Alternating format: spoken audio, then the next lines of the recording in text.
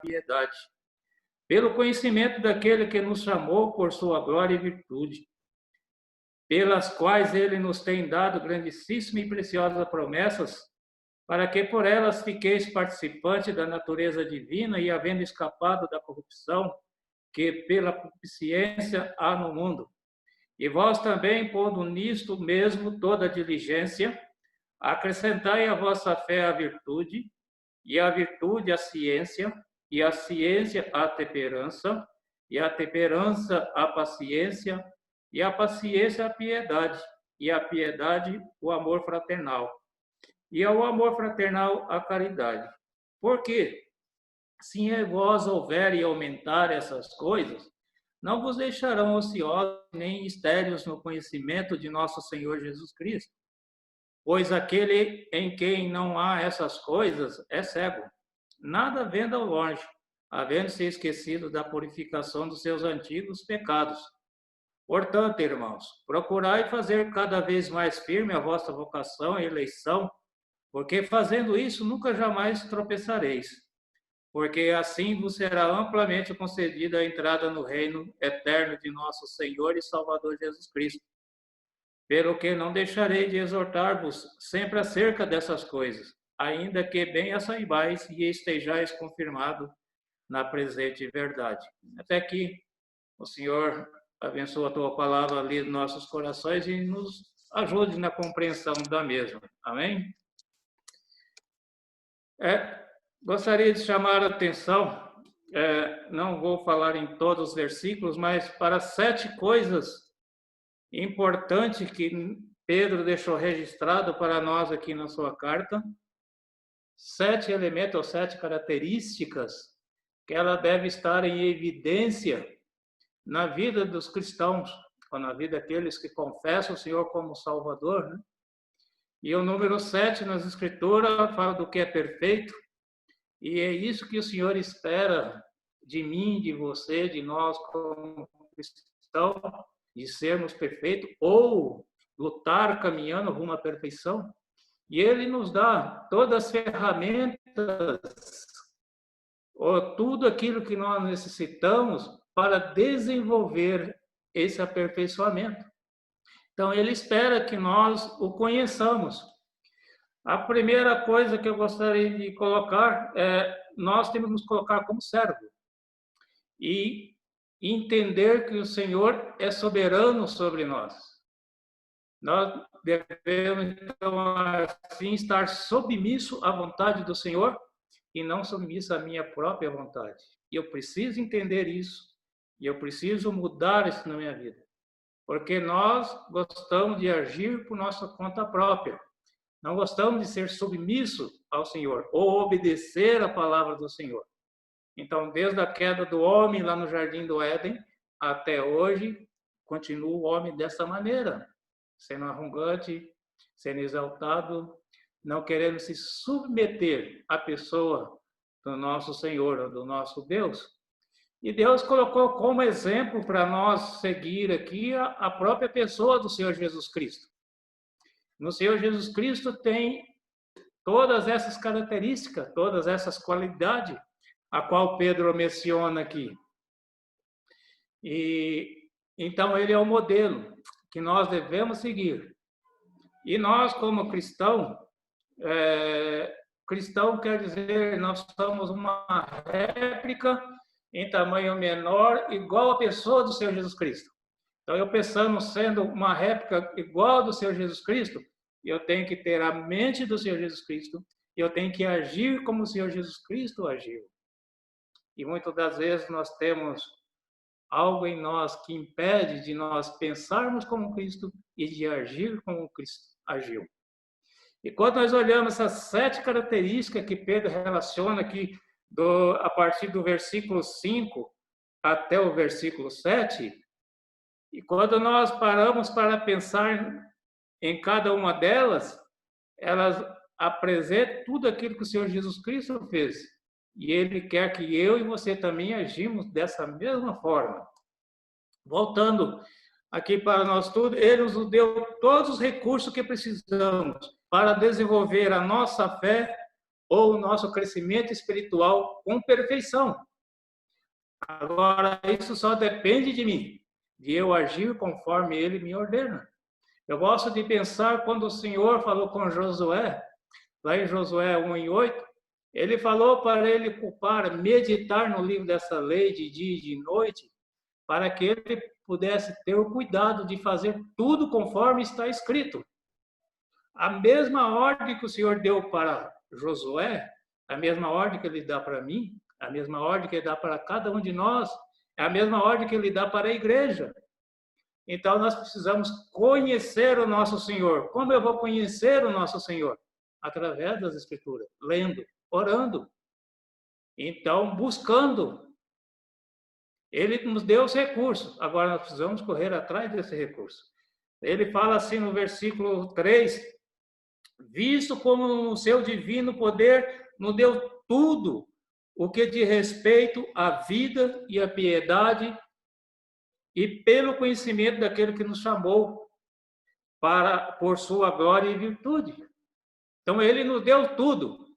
Eu quero pensar assim, creio assim, que Deus deu tudo, Ele não deixou nada para trás. Ele deixou todos os recursos que eu preciso.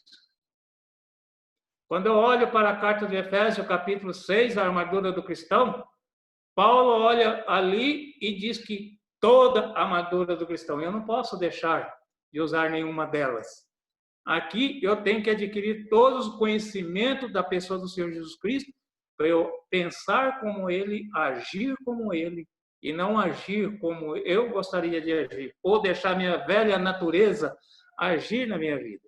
Então, nós temos 7 características perfeitas que a ser desenvolvida na nossa vida cristã, ou ser cultivada, né? Eu creio que a expressão cultivada seria a mais apropriada. Se nós pensarmos, quando lançamos a semente na terra, ela não vai nascer assim da noite por dia. Ela leva um tempo para germinar. E devido aos cuidados que eu vou ter com aquilo que eu semeei, se eu vou limpando a sujeira que lhe aparece, os matos que lhe aparecem, se eu colocar o adubo corretamente, nós vamos ver aquela semente germinar. Nós vamos ver ela crescer e ela dando frutos. E quando nós vemos ela produzir, há uma satisfação muito grande em nós, né? Eu tenho essa experiência, porque eu nasci na roça, fui criado na roça, e nós temos plantas lá na roça, e quando aquela produz, aquilo tem uma satisfação muito grande. É muito precioso ver isso. Agora já imagina o nosso Deus. Ele querendo ver o nosso desenvolvimento, o nosso crescimento, e nós produzir. Porque Ele confiou algo a nós. Se nós olharmos no versículo 4, Ele diz para nós sermos participantes da natureza divina. Então, eu tenho que desenvolver essas características para agir como o Senhor agiu, para que o mundo possa ver Cristo em minha vida, para que eles possam também sentir a necessidade de também conhecer esse Senhor. De conhecer o Senhor. Precisa ver Cristo na minha vida. Já o irmão já está na glória, ele diz que, ou um ditado, não quero pensar assim, mas quero pensar no que esse irmão diz. A Bíblia do mundo é o meu testemunho, é a minha vida. Como é que o mundo olha a minha vida? Como é que o mundo olha a sua vida? Como um cristão?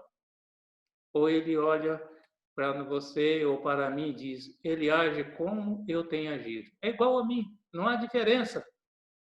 E essas características que Pedro apresenta aqui do versículo 5 até o versículo 7, são características, se tiverem evidência na minha vida, nas nossas vidas, você pode ter certeza que o mundo vai ver Cristo na minha vida, Cristo na sua vida, e vai se sentir atraído para ele.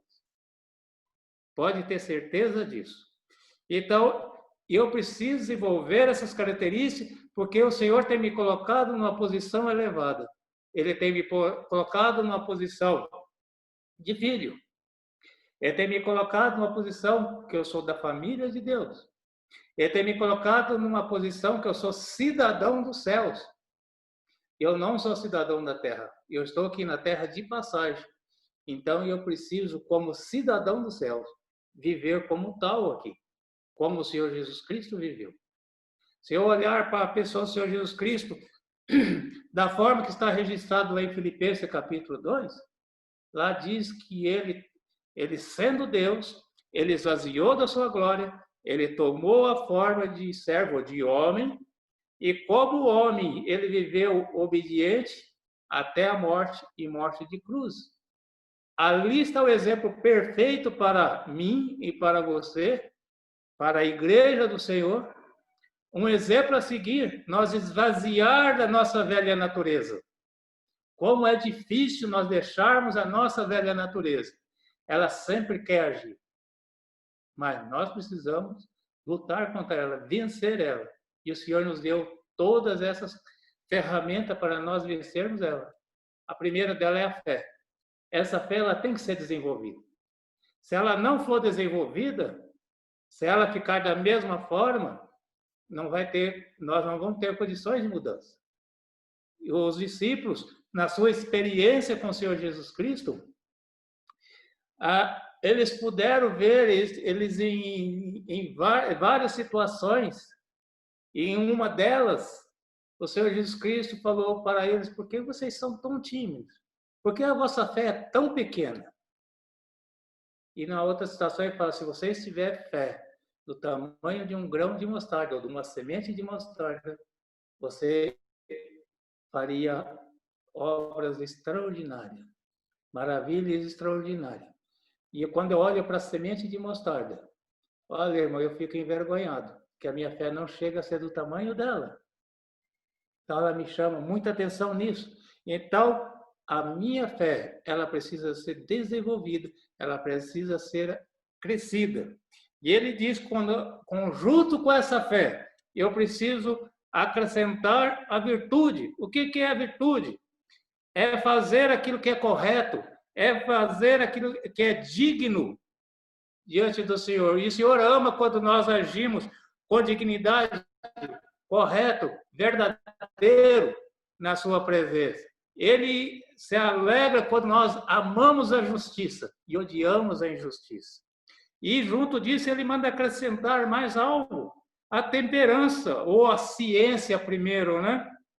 Ele manda acrescentar a ciência. O que é ciência? É conhecimento, nada além disso. Ele quer que nós conheçamos ele de tal maneira, tanto que Pedro fala por 2 vezes isso lá no versículo 2, que graça e paz nos seja multiplicada pelo conhecimento de Deus e de Jesus, o nosso Senhor. Deus Pai, Deus Filho, para conhecer. No versículo 3, ele diz a mesma coisa, pelo conhecimento daquele que chamou para a sua glória e virtude. Ele está pedindo isso para nós. Ele está falando com insistência. Quando nós encontramos nas Escrituras 2 ou 3 vezes a mesma expressão, ele está dizendo que é para nós fazer isso com urgência. É para nós apegarmos isso o mais rápido possível, não deixar passar. É para agir rápido, porque o tempo está passando. Então, ele pede para acrescentar isso. O conhecimento, ele pede para acrescentar a temperança. Na outra versão diz domínio próprio. Eu creio que ele já diz tudo, né?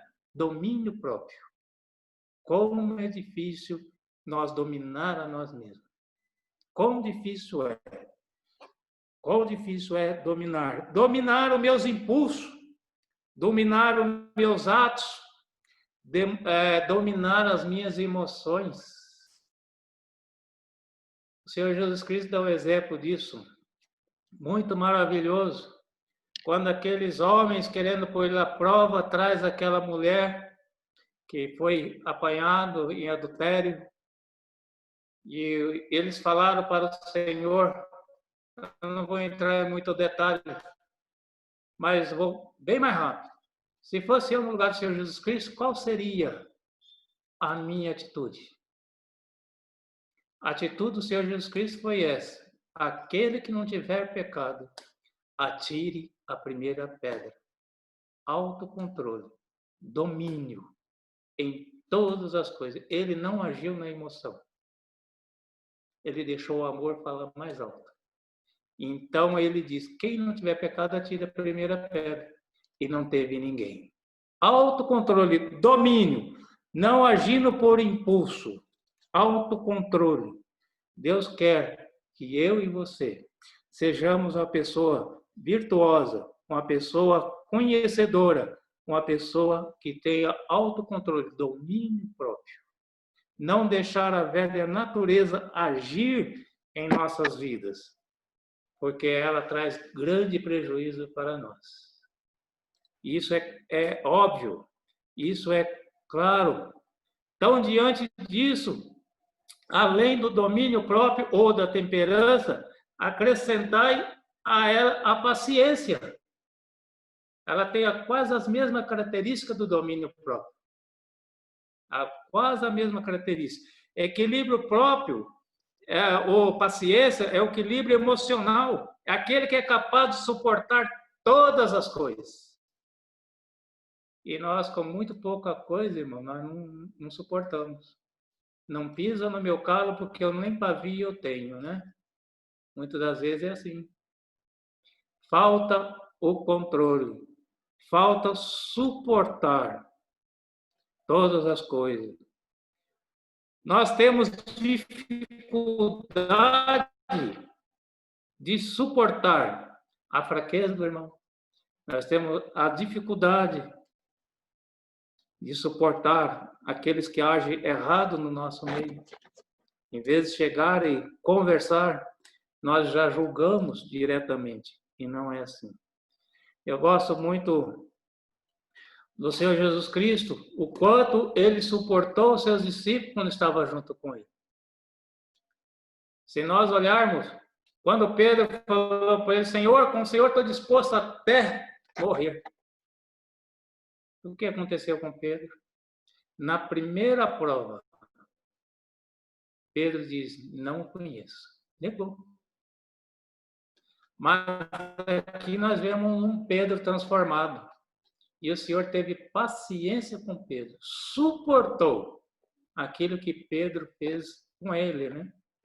Aos meus olhos, ao meu modo de pensar, qual seria a minha atitude no lugar de Jesus? Com certeza tinha arriscado Pedro da minha agenda, né? O amigo que traiu o amigo. Aqui eu estou colocando como traição, mas você pode pensar de uma outra forma. Negou o Senhor Jesus Cristo. O Senhor Jesus Cristo suportou aquela traição, assim dizendo, entre aspas. Mas depois o Senhor chamou-lhe a atenção, depois da ressurreição.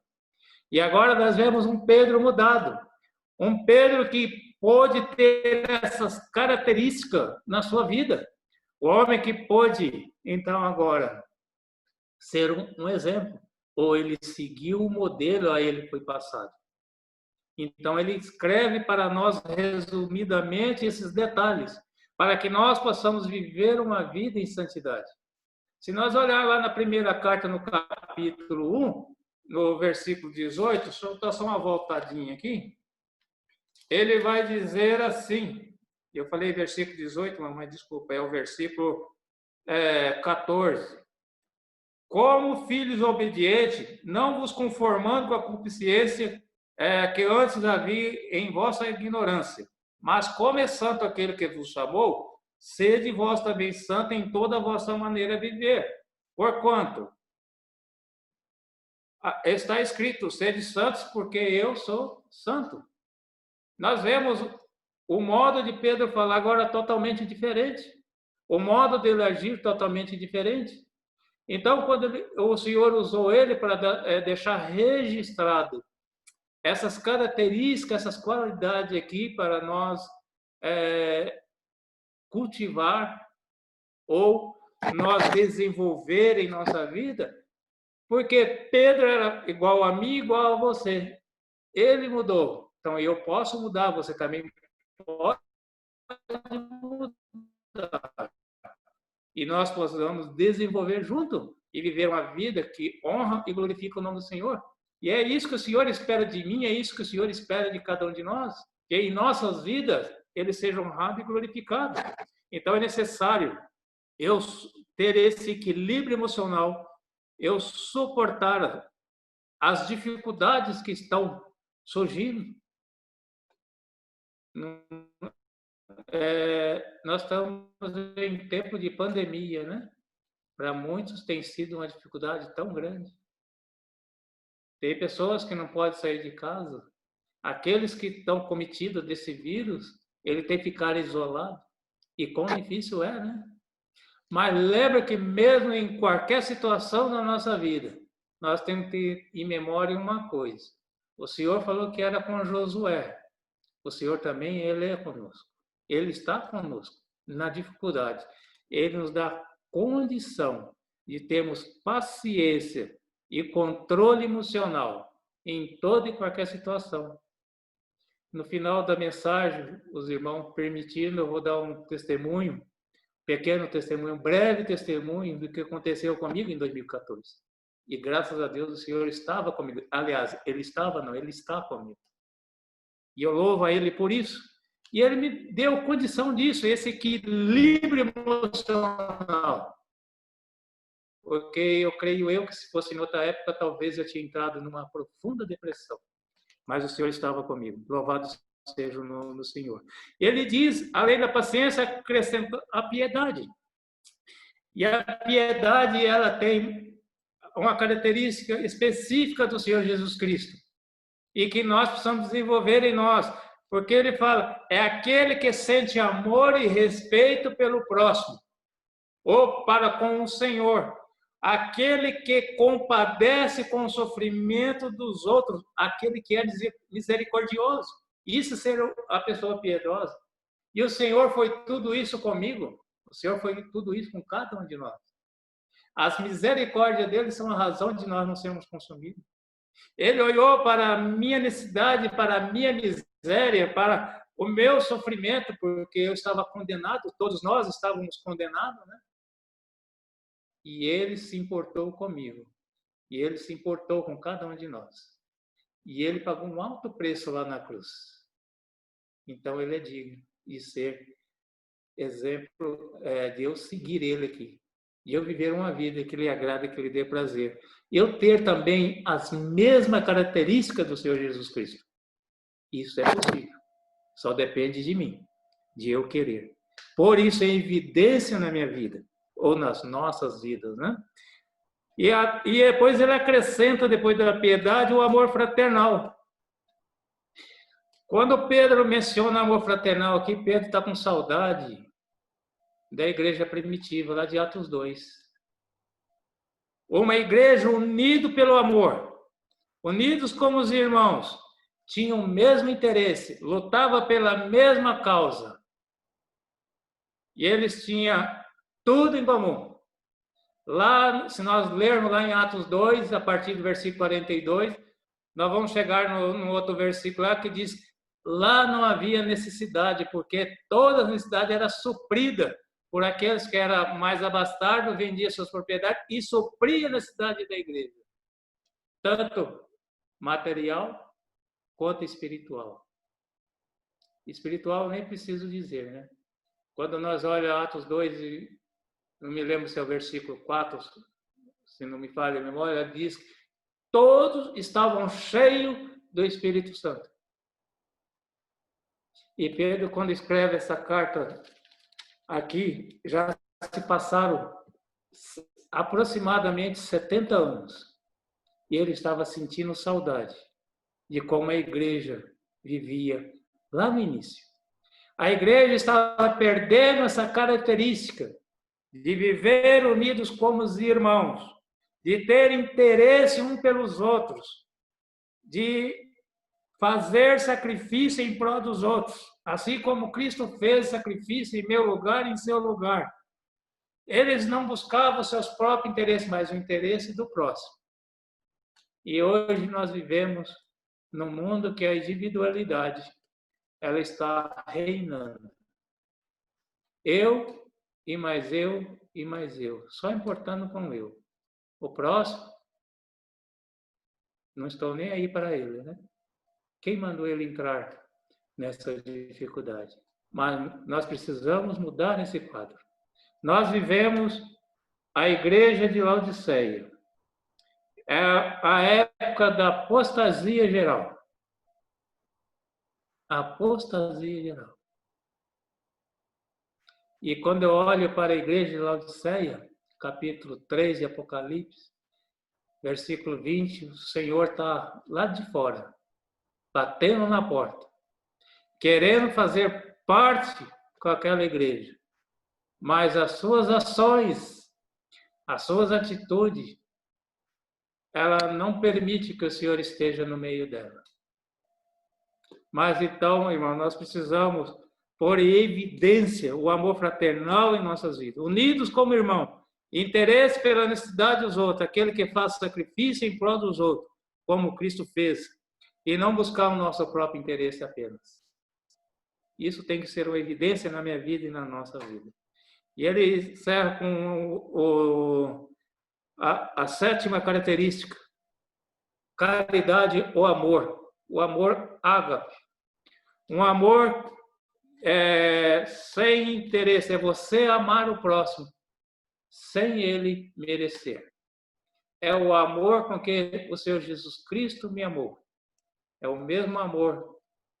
Esse deve estar em evidência na minha vida. Ainda que aquela pessoa não é digna, ainda que ela não mereça, eu tenho que demonstrar amor por ela e fazer algo por ela.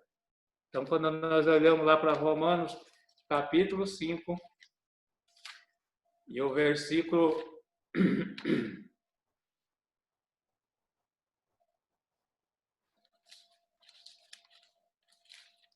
e o versículo 8 diz assim: mas Deus prova o seu amor para conosco, em que Cristo morreu por nós, sendo nós ainda pecadores. Esse é o amor ágape, ou ágape. É um amor que o Senhor teve por nós. Um amor sem medida. João 3,16 descreve esse amor de uma maneira tão preciosa. Eu costumo dizer que João 3,16 é a maior declaração de amor que pode haver nas Escrituras. Porque Deus amou o mundo, ou a raça humana, de tal gênero, para que todo que nele crê não pereça, mas tenha vida eterna. Olha que amor. Eu não era digno disso, porque eu não amava o Senhor. Eu estava distante dele, bem longe do caminho dele. Mas ele veio aqui e me buscou e colocou nos seus caminhos. Que amor é esse?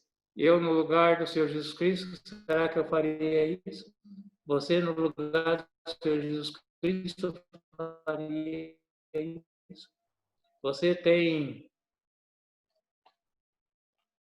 tirado um tempo para ir atrás de almas perdidas? Correr atrás do pecador? Para uma pessoa embriagada? Para uma pessoa viciada? Para os nossos parentes é fácil, né? Mas para aqueles que estão indo para a perdição? Deus os ama. E Ele quer também que eu ame Ele também.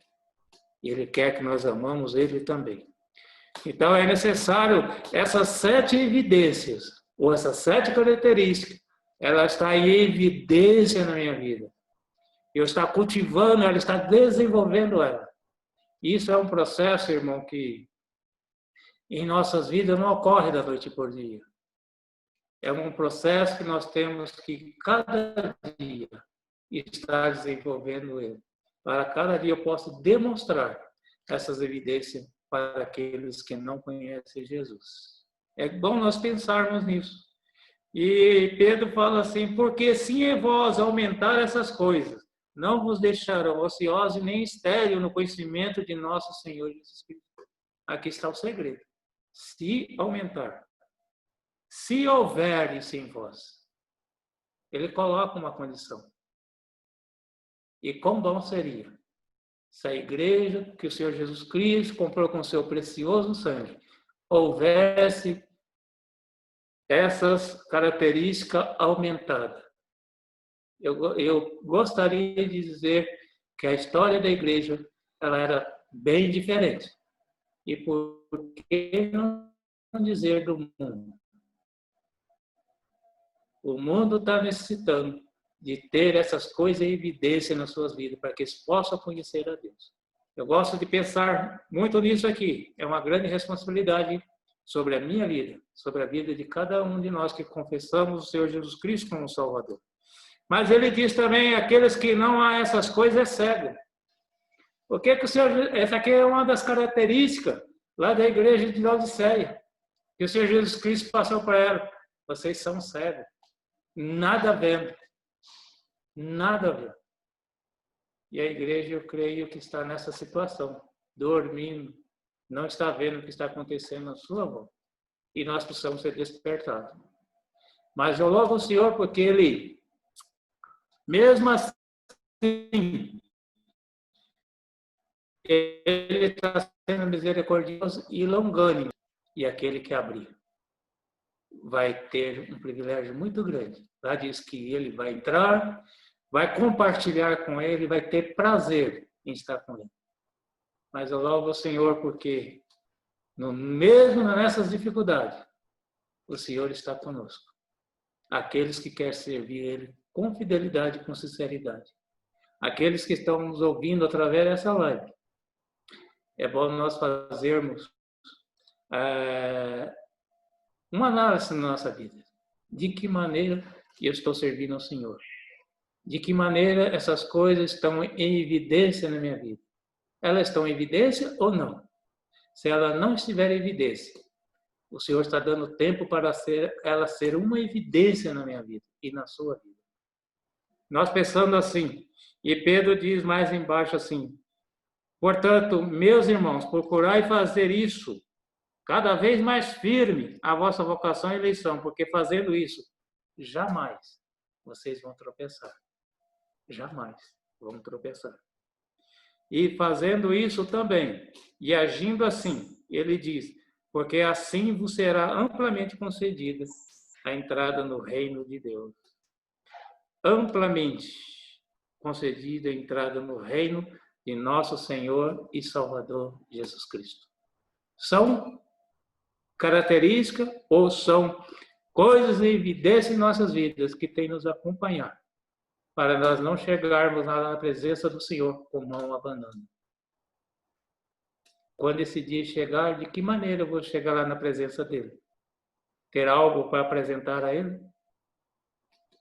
Tem um outro estudo que fala de 5 coroas a ser conquistada. 4, todos os cristãos podem conquistar.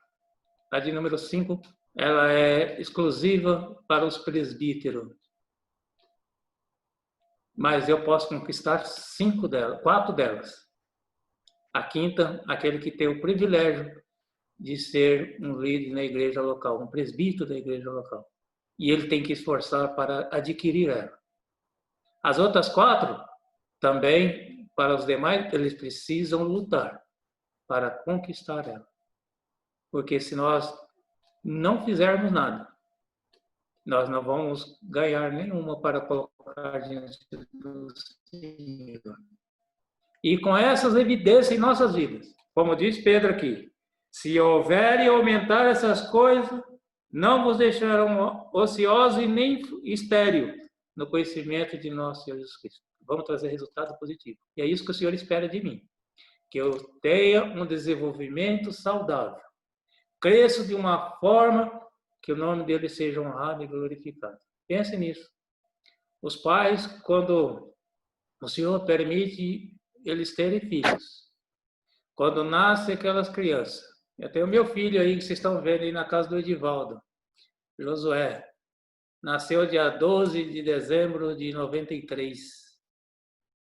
Então, todo mês eu levava ele no pediatra para ver se ele estava desenvolvendo normalmente. E todo mês levava lá porque ele está saudável. Ele está desenvolvendo normalmente, sem problema algum. Que alegria era para a gente. Agora imagina, nós como servos do Senhor, também desenvolvendo dessa forma, o Senhor vendo esse crescimento em nossa vida. Quão satisfeito ele está, ele ficará. Pense nessas verdades, irmão. E que Deus nos abençoe. Amém? Tem um pequeno testemunho que eu gostaria de dizer, não sei se o irmão aí vai me permitir isso. Acho que 5 minutos mais, pode ser, irmão? Então, irmão, eu não estou ouvindo resposta, mas o silêncio quer dizer que sim, né? Então, em 2014,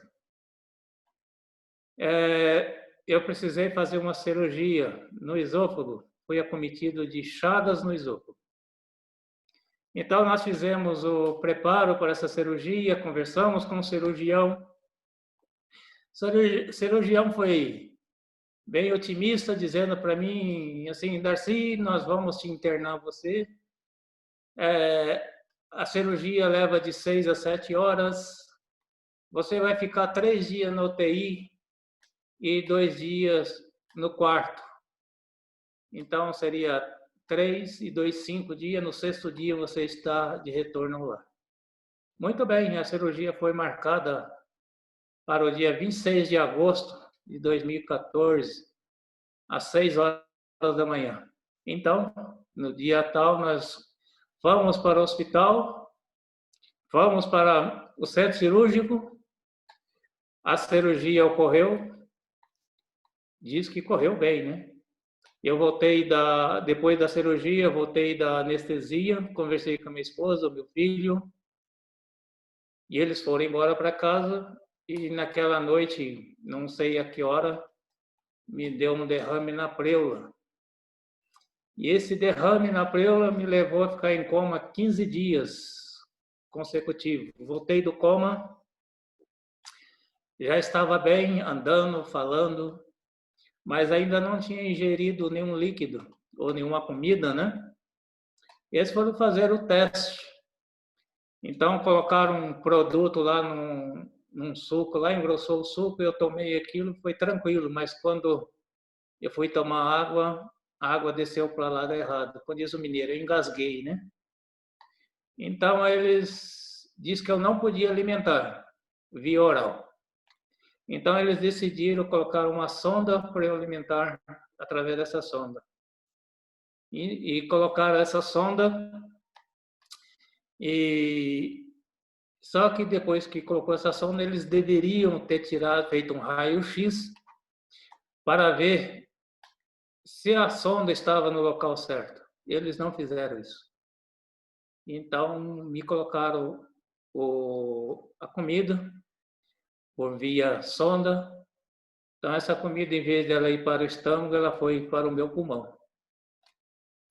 E aí, você viu, eu saí numa quinta-feira, às 2 horas da UTI, fui para o quarto. Quando foi 8 horas da noite, eu voltei a passar mal. E 7 horas da manhã, eu voltei para a UTI do outro dia. E então, eles precisaram abrir eu do lado para a lavagem do pulmão. E nessa lavagem do pulmão, eu contraí uma colônia de bactérias. E essa bactéria me deixou em coma por 90 dias. Fiquei 90 dias na UTI. E nesses 90 dias, eu não sei muito o que aconteceu comigo. Mas algumas coisas eu pude ouvir a minha esposa pedindo para eu abrir os olhos, dizendo que estava ali e eu não conseguia ver. E a minha situação ia agravando a cada dia que passava nesse período. E chegou um determinado momento, eu não sei se foi mês de novembro ou outubro, eu não tenho assim uma consciência de data, o mês, o dia da semana disso. O meu batimento cardíaco, ele voltou para 15 vezes por minuto. Isso quer dizer, a cada 4 segundos, o meu coração batia uma vez. Eu costumo pensar que é noite, porque eles iam me dar banho sempre à noite. Banho, pegar um pano úmido e passar no meu corpo. Ia chamar isso de banho, mas... E alguém ali disse que eu não passava daquela noite. E então eu ouvi aquilo e eu pude então orar ao meu Senhor e dizer para ele que o recurso dos homens ao meu respeito já tinha esgotado e que agora eu estava na mão dele e que ele poderia fazer o melhor para mim, se fosse para que eu continuasse com vida, que ele revertesse aquela situação. Mas por trás disso tinha a igreja do Senhor que está orando por mim. Então, a Grande São Paulo, Minas Gerais, outros estados, até lá países estrangeiros estavam orando por mim, onde a gente é conhecido. E o Senhor ouviu as orações. Então, daquele dia que eu ouvi que não ia passar daquela noite, aconteceu uma coisa estranha e muito maravilhosa. Um clarão muito grande eu pude notar na minha volta naquela noite. E uma voz, eu estou dizendo noite, mas não sei se é noite, irmão. E uma voz que dizia que você não vai partir agora. Muito bem, não vou partir agora. Daí 15 dias eu abri os olhos. Então voltei do coma. Abri os olhos. A primeira vitória. E tinha o Dr. Carlos e o Dr. Fernando. E eu lembro muito bem disso. A minha esposa não estava lá quando eu abri os olhos. Ele diz que a fé desse homem é muito grande. E o outro diz a fé, o Deus dele é muito grande.